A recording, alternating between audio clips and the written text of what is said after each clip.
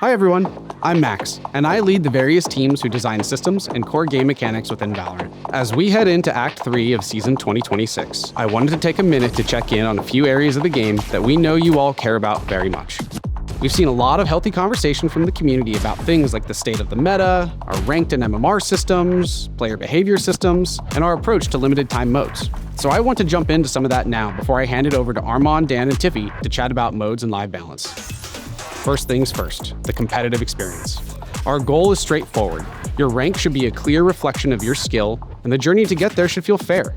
We're going to be more proactive about testing and refining different approaches to matchmaking so we can land on a system that truly delivers on that promise. For example, in January, we made updates to our MMR system to better account for individual impact in matches. We're seeing some positive results here, especially around match quality. Games are less one-sided, and we're seeing more even contribution across players in the lobby. At the same time, some of the trade-offs have been pretty clear. We've heard your feedback around visible rank differences in matches, and the feeling that RR losses can outweigh RR gains. In some cases, we've also let some tuning exist in-game longer than we should have while we evaluated the results. One area we've been focusing on is making sure your effort in each match feels properly reflected in your rank. When that doesn't happen, it can feel like the system isn't respecting your performance. To address this, we recently adjusted how RR gains and losses are calculated so that strong performances are rewarded more, weaker ones cost more, and over time, your wins and losses should feel like they balance out appropriately. We want to be more direct about how we're approaching competitive overall. Matchmaking and ranked integrity are a major focus for us this year, and that means we're going to keep iterating. Ultimately, your rank needs to reflect your skill, and getting there should feel fair, consistent, and worth the effort. Now, to talk about the top of the leaderboard, we've heard the feedback from Immortal Plus around recent changes to our RR thresholds. We want the battle for a spot on the Radiant ladder to be the pinnacle of competition and a reflection of performance, not just pure grind. Additionally, we need to ensure competitive integrity to know that performance is legit on these ladders. In the short term, we've been investing more into anti-cheat and win trading detection methods to make sure the players at the top really deserve to be there. We've already taken action this year on some of the most egregious win traders, and we'll continue to do so routinely. But longer term, we're looking at improvements to make earning Radiant act over act more worth it than it is today. And not just with systemic improvements, we're also working on specialized rewards for climbing to the very top. All right, now speaking of rewards, let's talk about ranked rewards for all players. I'm happy to confirm that the V26 Act 3 and Act 6 ranked gun buddies this year will be the last time a gun buddy is your primary reward. And in 2027, you won't need to wait until Act 3 to get your new reward. The next version of our ranked rewards will be distributed on day 1 of Season 2027, and will be an item that evolves with you throughout your ranked journey for the entire year. Yes, we originally hoped to get you all new ranked rewards this year, but we're taking a little more time to make sure we get them right. We'll share more on what you can expect from ranked rewards in September.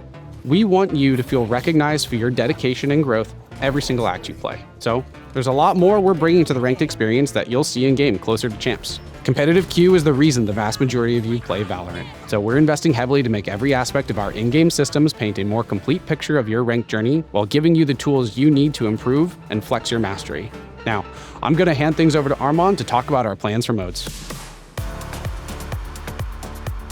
Since the end of 2025, we've been experimenting with new, limited-time game modes to learn more about what you love and what you don't. And so far, we've been excited by what excites all of you. You all loved Skirmish and Customs, so we brought it to the queue. And when we took it away, you let us know that you weren't ready to say goodbye. So we brought it back. And then we added a new flavor of Skirmish with an experimental rank ladder. And that's just Skirmish. We also have plans to keep iterating and tinkering with other modes like Knockout, All Random One Site, and even an old fan favorite. We hear all of you replication fans out there in the comments. So I'm happy to share that we're currently working on a new mode that blends replication with all random one site. We think it'll give you the off-the-wall moments that you all enjoyed about replication at an even higher frequency. Replication is a mode that's all about fun factor and hilarious interactions, and we think all random one site creates those moments more frequently due to more ults, more abilities, and getting different agents every round, all on a single site. After that, we've got plans for a new take on a spike mode that'll put your skills to the test with shortened rounds and smaller teams. You'll see more on this in a few weeks when Act 4 starts. And we might even have one more surprise up our sleeve for Act 5. Think KO combat simulation gone haywire. I'll leave it at that for now. Just know that it's super fun and super different from anything we've done so far, and we think you're gonna love it. You'll hear more from me and the team about that in September. As always, keep the feedback coming. Now, over to Dan and Tiffy to chat more about live balance. Hi everyone! Hey gamers! All right, let's talk game balance. We're gonna walk you all through what we've been seeing since our larger set of changes that we shipped late last year and go into why we're making some of the updates you're going to see this year. At a more philosophical level, all of our changes are aimed at supporting the different layers of decisions you make within VALORANT. For VALORANT, the core game needs to support things like different team compositions, a variety of attacker and defender strategies, and keep a mechanically deep and sound combat system.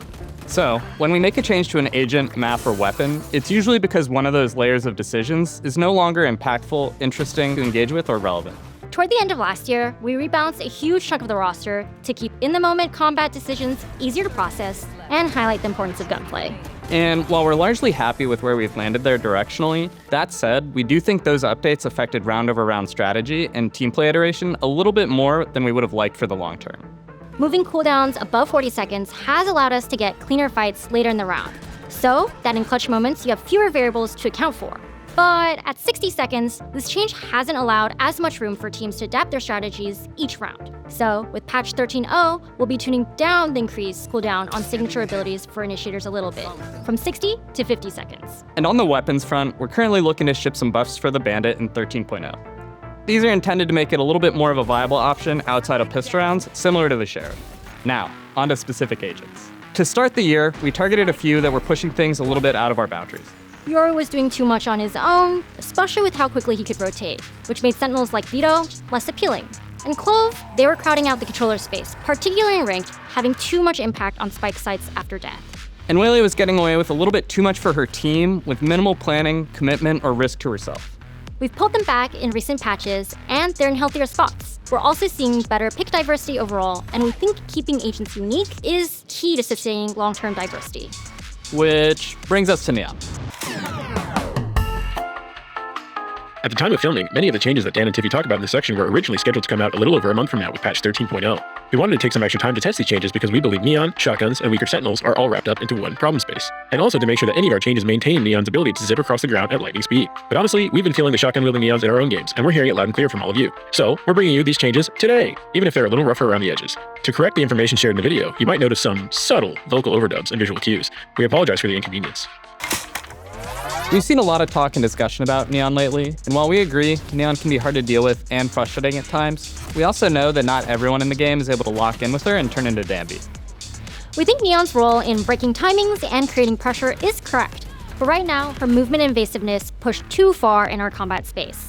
So, we've got some changes in Today, to bring her back in line. Right now, we're looking specifically at how Neon takes space around the map. Her mobility and speed while bunny hopping aren't really hitting our bar for tactical combat in VALORANT. You can expect to see changes that will affect Neon's evasiveness while keeping her ability to shoot and slide.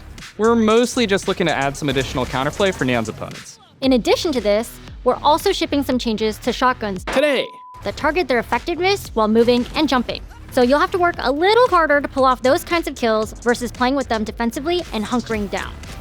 on the other side of things, we're also looking closely at our Sentinels. Stalling should be a reliable tool, not a situational one.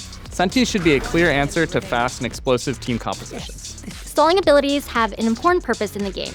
They allow players to reallocate the resources around the map to force a more strategic thinking, forcing even the most mechanically gifted players, like Dan, to engage in round strategy is part of the tactical loop. So, in patch 13.0, we're also making a few changes to some Sentinels we feel need a little bit of love. As just one example, Vito will be getting some updates to help solidify his rotational power and his ability to disrupt sight hits with Interceptor. We'll continue to monitor how these changes play out across skill levels, and you'll hear from us again throughout the year in patch notes and videos just like these. Now, back to Max. Before we go, we also mentioned at the start of the year that we were working on a way for you all to share your replay files with your friends. That feature is coming in patch 12.10. Now, when you click on a friend's profile and view their match history, you'll see a new button to download and view their replay. Let the VOD reviews begin. Okay, that was a lot, but don't worry, you can expect to hear a lot more from us throughout the rest of the year. Keep an eye out for the dev team at our different VCT events, on creator content, in the comments and replies online, and most definitely with another dev update closer to champs. We've got some pretty sweet stuff to share that we're hyped about, and we'll be back in early September to let you in on all the fun. Happy gaming, y'all.